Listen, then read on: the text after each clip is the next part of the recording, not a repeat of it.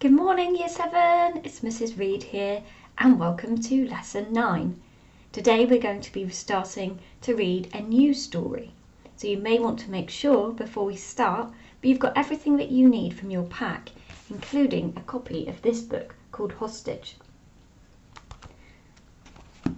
I've been really impressed with all of the work that has been coming my way, and I know that on Thursday me and Miss Haggerty sent out some wonderful certificates to those students who have consistently been sending in really high quality work and who we're really impressed with. So well done to all of you. You are lockdown legends indeed, and I want you to keep sending me your excellent work just as you have been each week. So for today's lesson, as I mentioned, we're reading a new story. So having a copy of the book can be good if you want to read along with me. You're also going to need to make sure that you have your exercise book, if not some paper to write on, please. You'll need a pen or a pencil, and you may wish to have a different coloured pen or pencil for marking your answers at the end. Do you want to pause the video now and make sure that you've got everything you need ready to go before we begin?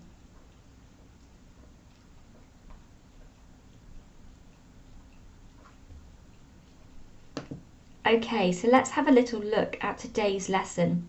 So our story is called Hostage, and it's written by the author Malorie Blackman.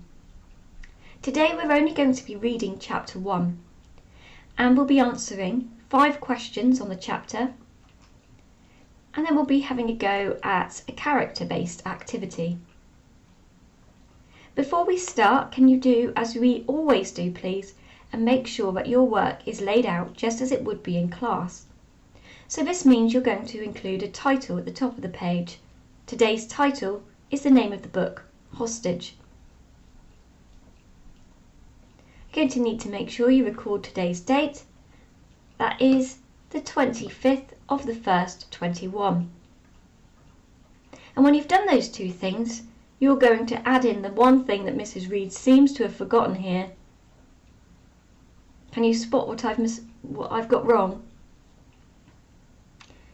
That's right, I've forgotten to underline my date and my title. So you're going to make sure that with a ruler, 2 hand, you underline them too.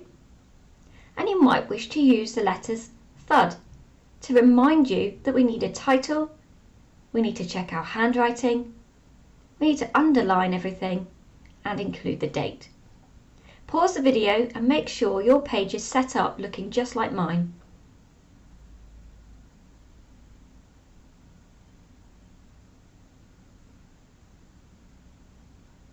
Okay, good job. So, as I say, this is a brand new book, and I really enjoyed reading The Magic Finger, which was the one that we were reading over the last few weeks. I really enjoyed the Roald Dahl novel. I thought it was quite funny and really intriguing how she could use the magic powers that she didn't even know how to control with her magic finger to make people really learn a lesson, and she managed to change the Greg family, now the Egg family. She managed to change their attitudes to hunting altogether. So I really enjoyed this story. But I think when I'm looking at the one Hostage now, and I look at that front cover, I think this is probably going to be a very different story. It looks certainly more serious, the name Hostage, suggesting somebody's going to be taken against their will. We can see the girl on the front cover here looks like maybe she's trying to escape, or her facial expression looks quite frightened perhaps. So I think this is going to be a really different type of a story. I wonder if you want to just turn to somebody next to you now, or tell somebody at home, what do you think might happen? Can you make any predictions?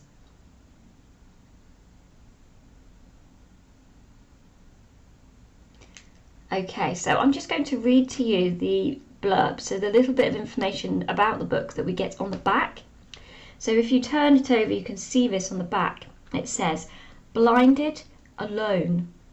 Angela has no idea where she is or what will happen next. The only thing she knows is she's been kidnapped. Is she brave enough to escape? Okay, so this bit of information here tells us much more about the story. And again, it seems to fit with what I've suggested, that something quite dramatic and serious has happened to this character. Can you see here the character's name?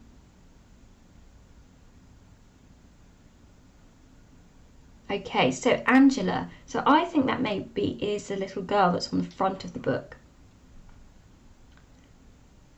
And there's that really intriguing question at the end. Is she brave enough to escape?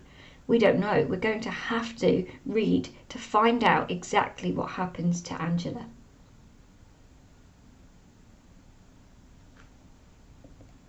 Okay, so we're going to do some reading all together now. We'll be reading only a few pages, just up to the end of chapter 1.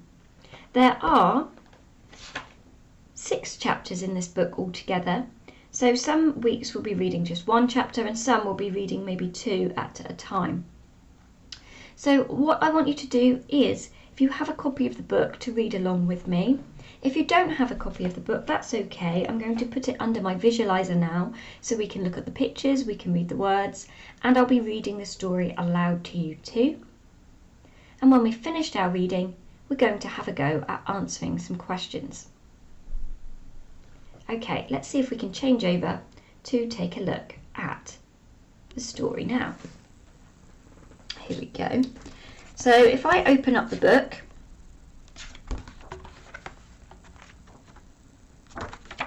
okay, I can see here, look on the contents page, those 6 chapters outlined, and they're quite helpful because they give you a little overview just in a word or a couple of words to tell you what that chapter might be about.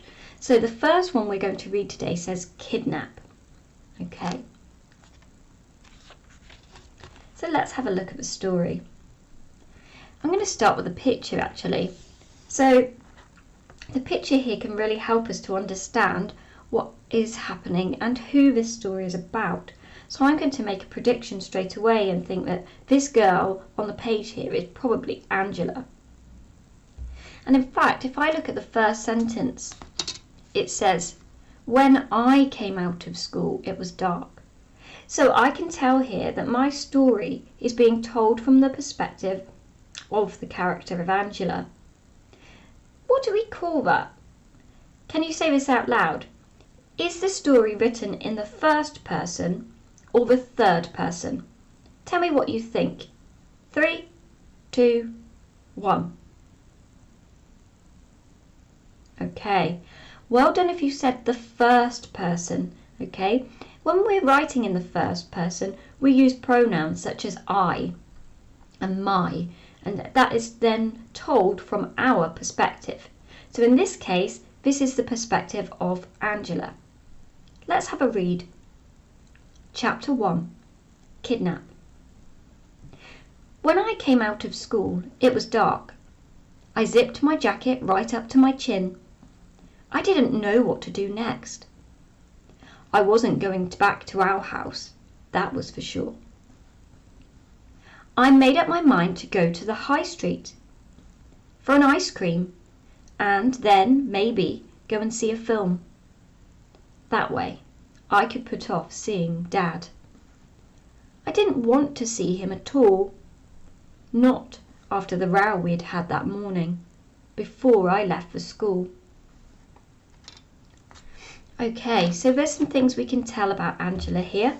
Okay, I tell you what, I'm just going to pause and I want you to tell me 3 things that you've learned about Angela. Okay, again, you can jot this down if you want to, but you might just want to tell somebody around you, or you might just want to say this out loud like we would do in class. So 3 things that you've learned about Angela, off you go.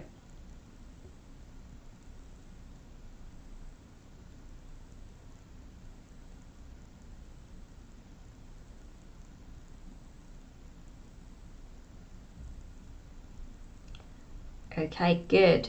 So you might have said something here like Angela had just left school, that she was planning to go for an ice cream or to see a film at the cinema. You might have said that she had had an argument with Dad, and she didn't want to go home that day. Okay, let's read on. I hated our house. I never called it home. Not now that Mum had gone. It always felt so empty, and Dad and I never seemed to have much to say to each other.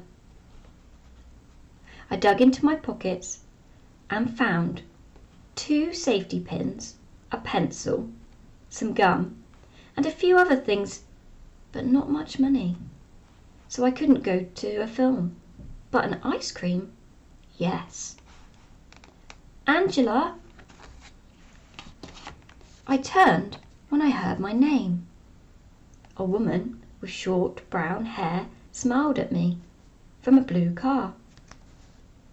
I'd never seen her before, so how did she know my name? I stood still.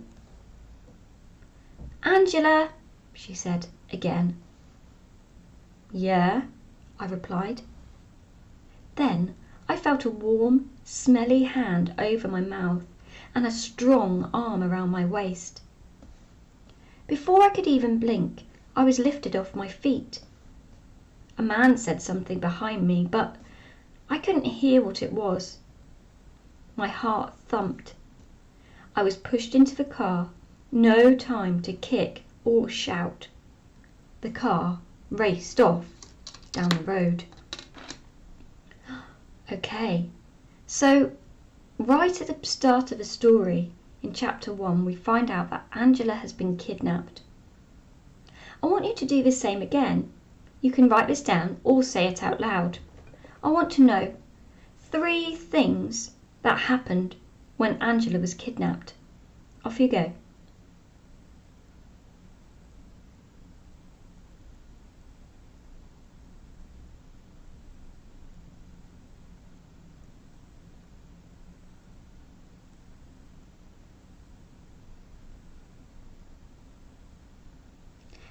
Okay, so you might have said here that Angela heard a lady calling her name.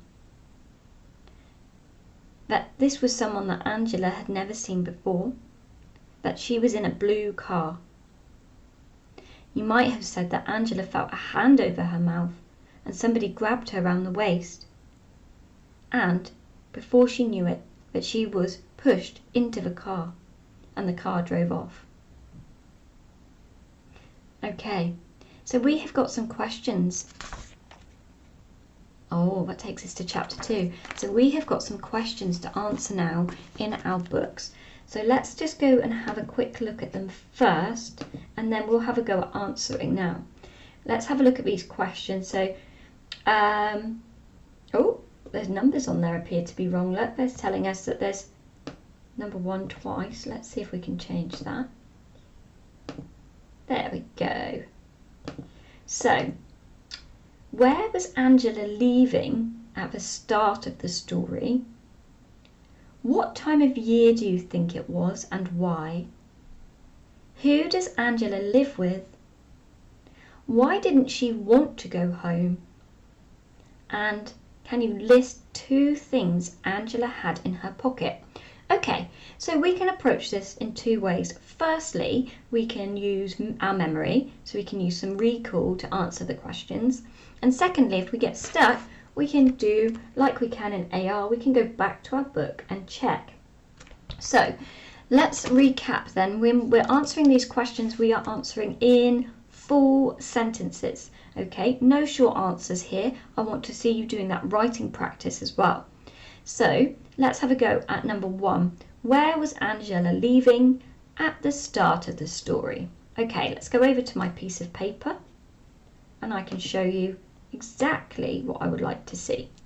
So let's imagine that this is my book. I've obviously written my date and title at the top, and then I've got a number 1 here in the margin ready to start.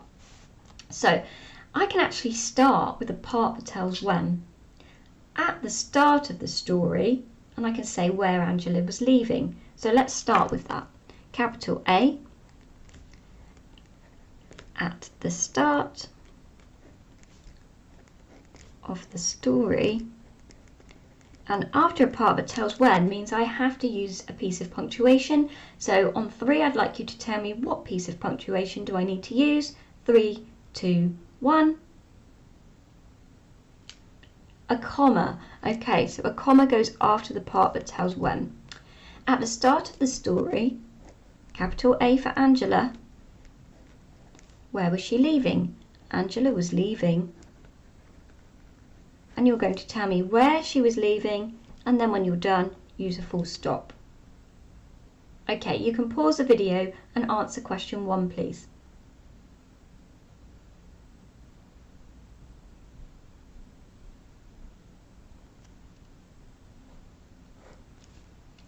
Okay, let's have a look at question 2. What time of the year do you think it was? Okay, so this asks you your opinion.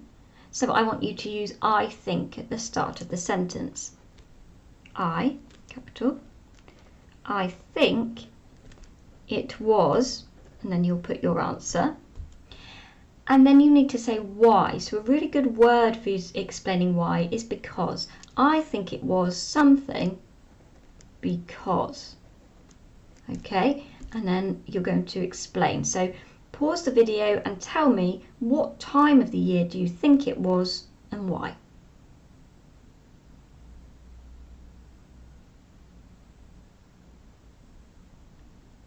Okay, question 3 in the same way. Who does Angela live with? Okay, so I'm going to start with her name, capital A. Angela lives with, and you're going to tell me who that is with a full stop. Pause the video and do that now, please.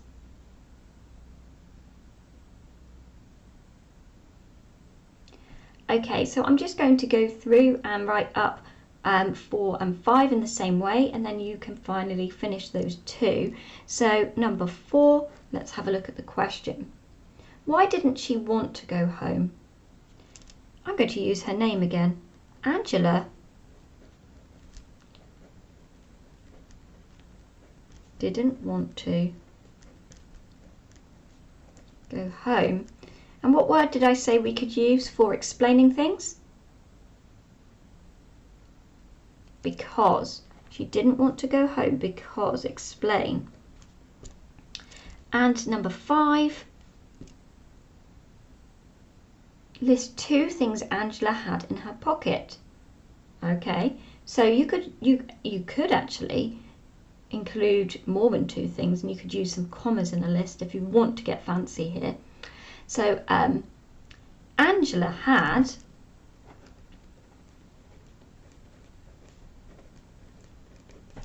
something and something in her pocket. Yeah? So I'll leave space for you to fill in the blanks. In her pocket. Or if you want to include 3 things, you could say Angela had something, comma, something and something else.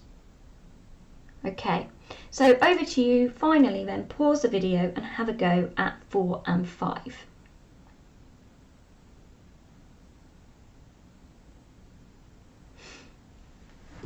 Okay, so hopefully we are ready to mark our answers now. If you're not ready, sorry, please make sure that you pause the video at this stage and you don't go on, okay, until you've completed all 5 sentences in full. Right, so once you have completed your sentences, as those questions just to remind us, I want you just to do a couple of checks for me. Check that each sentence begins with a capital letter. Check that you have a capital A for Angela's name. And check that you finish each sentence with a full stop. Okay, good. So I'm just going to skip ahead to check your answers before we do the final task. So if you have a different coloured pen, you may wish to use it. I'm going to grab a different colour here and I'm going to mark. So number 1, At the start of the story, Angela was leaving school. Okay, give yourself a tick if you've got that one right. Number 2, I think it was winter because it's dark, early in the day, and I can see in the picture that Angela is wearing a coat. Number 3, Angela lives with her dad. Give yourself a mark if you got those right. Number 4, Angela didn't want to go home. She said that it felt empty now that her mum had gone. Also, she'd had an argument or a row with her dad that morning. Either of those things would get you a correct mark. And number 5, she had several things in her pocket.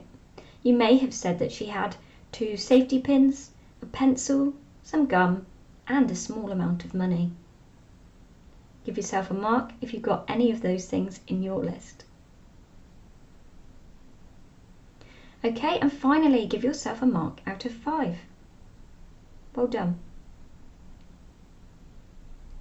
So let's go to our final task. And today that is to think about your character. Now, if you have your pack to hand, you should have a sheet with the outline of a person just like this printed onto it for you. So can you take that out of your pack? And we're going to imagine that this is our character of Angela. So we are going to label this outline of Angela with lots of words. We're going to think about how would she be feeling at the start of the story. Now, you might want to think about what she's doing when she leaves school, what she's planning to go, what she wants to buy. You might want to think about the row that she's had with her dad. Finally, you're going to want to consider how she feels when somebody she's never met before calls her name. What about when somebody puts their hand over her mouth and grabs hold of her, pushing her into a car? How would she be feeling then?